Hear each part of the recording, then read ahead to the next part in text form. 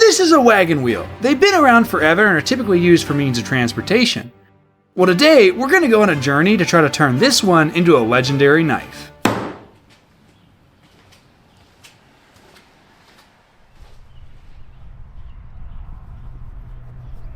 Now our first challenge is that this wheel is relatively unusable in its current state. Now a wagon wheel is made up of 3 parts. There's a central hub, which is usually cast iron or iron, there's a wooden portion that makes up the spokes, and then there's usually an outer iron band. For this project, we're going to be cutting out a piece of that iron band.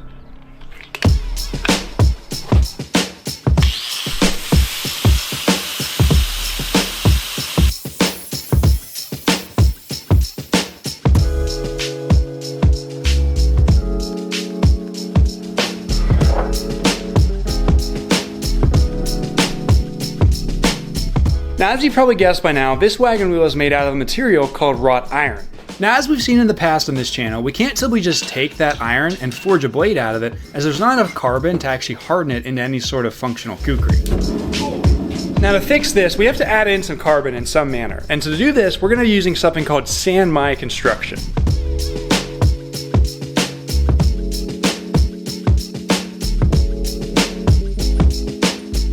Now the type of San-Mai construction we're going to be going with for this project is the taco method. This is the historical method of taking an outer jacket and folding it like a taco and inserting your good edge steel right in the middle.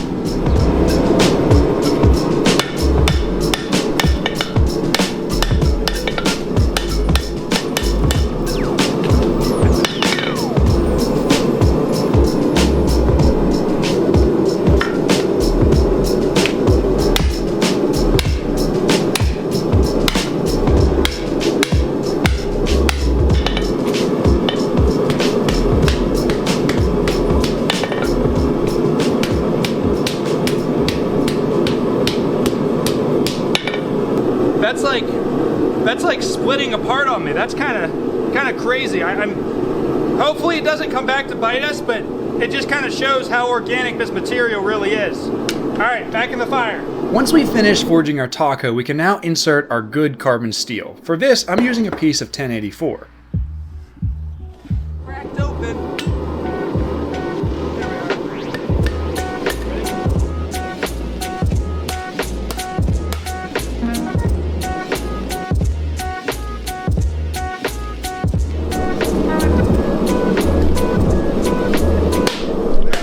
Yep, I totally just sprayed my wife with forged scale.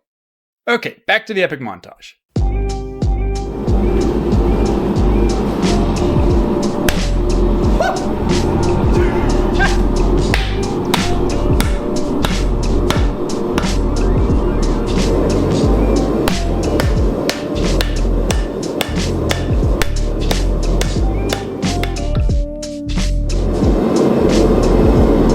It seems to have welded, so we're in good shape.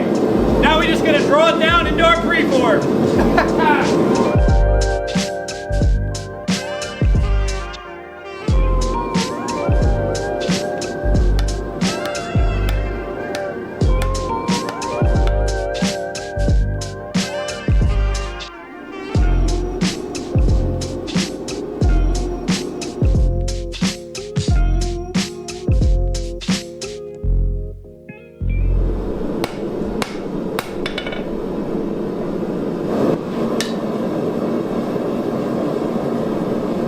Something that's really important to remember is that whenever you do your preform, you will actually get a little bit of length whenever you bevel the blade and do final forging.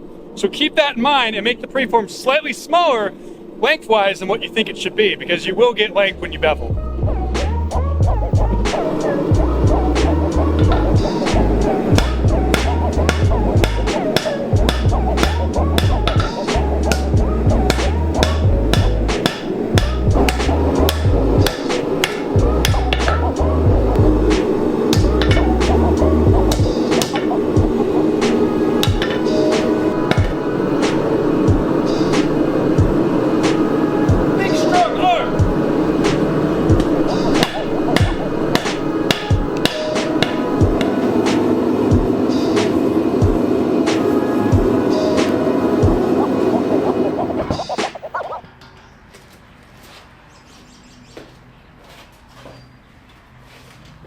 blade has been forged, I think it's time to start talking about the design.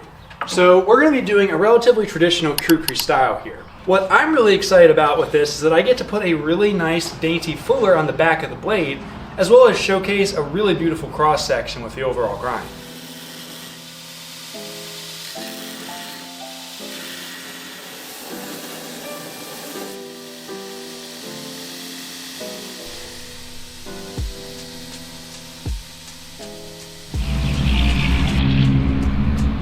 Blue Daiko.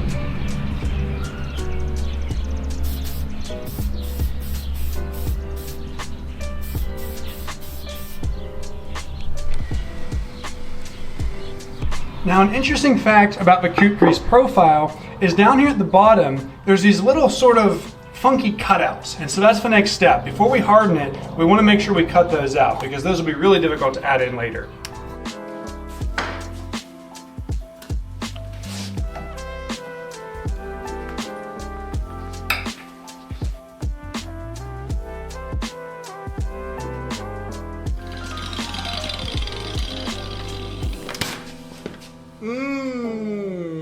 Okay.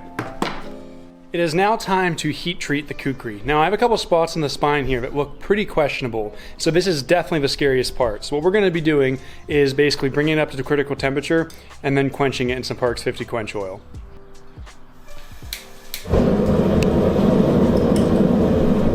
There's a lot of ways this could go really south, and one of the biggest fears is that the jacket and the core steel split apart from each other. So let's just hope and pray that doesn't happen.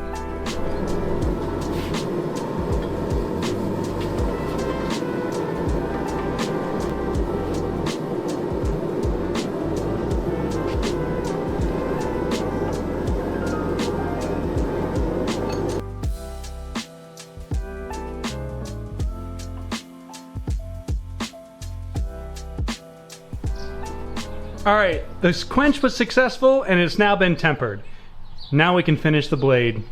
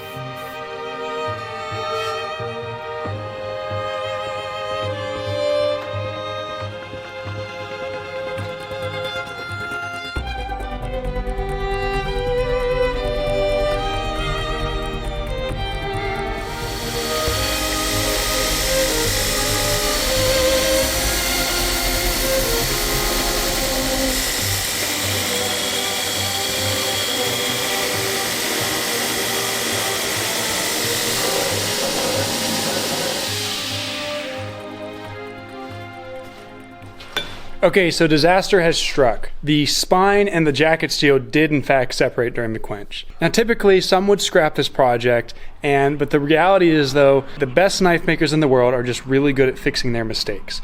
So to solve this, we're going to be trying something that's a little non-traditional. I'm going to be painting in some flux, and we're going to see if we can solder this back together.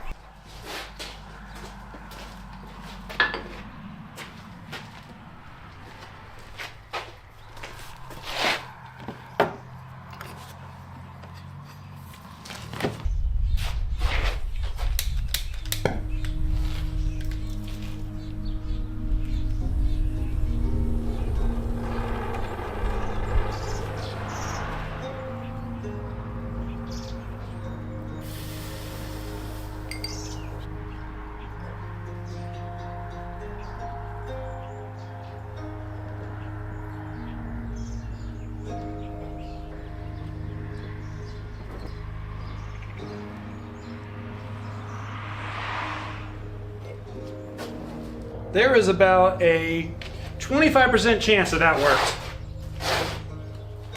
But I'll take it.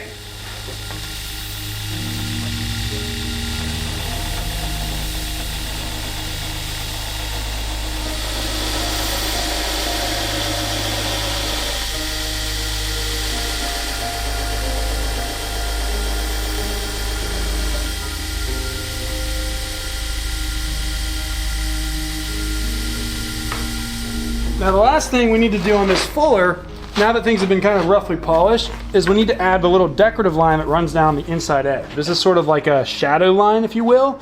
It just sort of adds extra depth to the piece. And I've never done it like this, so this is gonna be a learning process. Let's do it.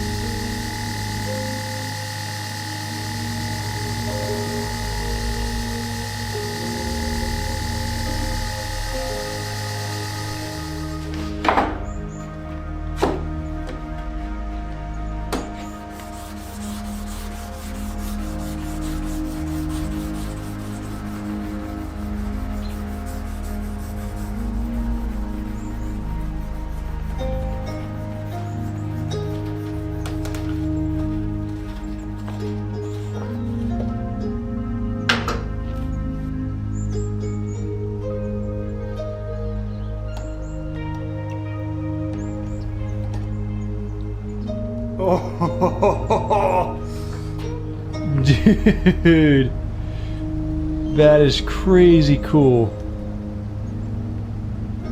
Oh my goodness, that's so cool.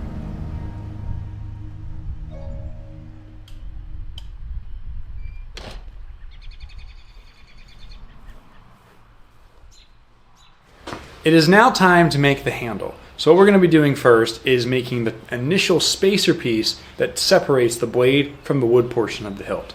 Also, if you didn't notice, I got a haircut. Now I'm extra cool.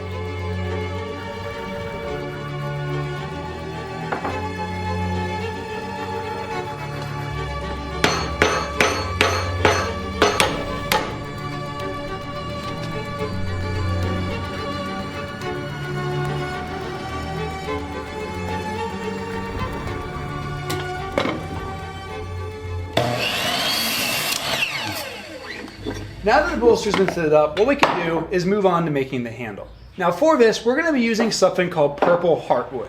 This is a beautiful hardwood that should make a really nice handle and give us a really rich color to go along with that copper bolster.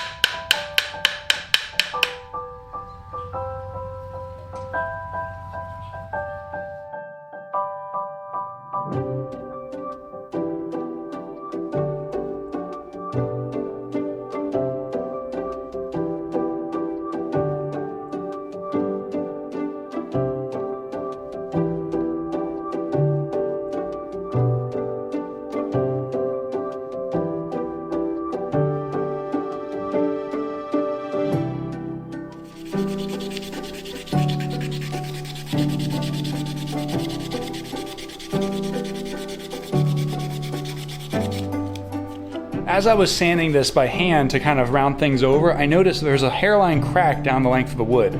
And so to fix this, I basically just jammed a whole bunch of super glue in there. And this is kind of a dirty knife maker's trick that'll help to sort of stabilize it, if you will, and in a pinch fix a cracked handle like this.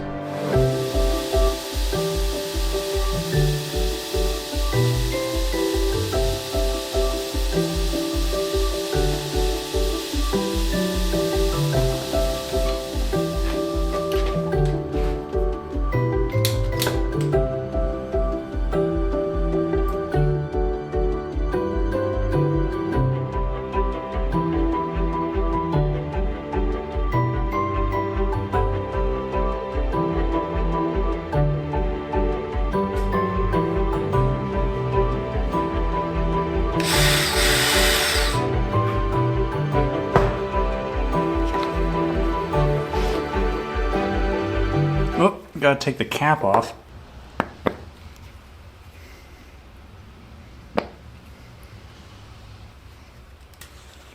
Some pigment powder.